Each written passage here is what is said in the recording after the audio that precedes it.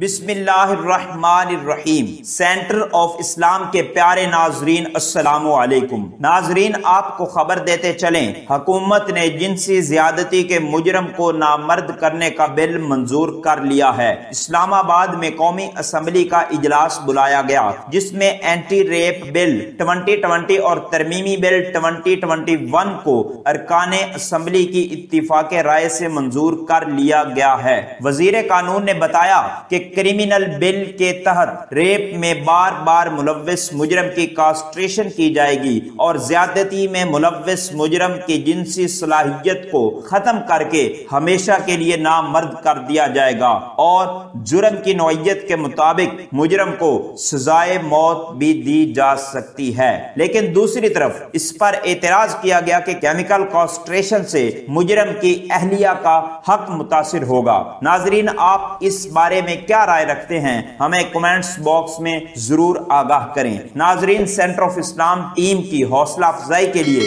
اس channel کو subscribe کر دیں تاکہ ہر آنے والی ویڈیو کا نوٹیفیکیشن سب سے پہلے آپ کے پاس پہنچے۔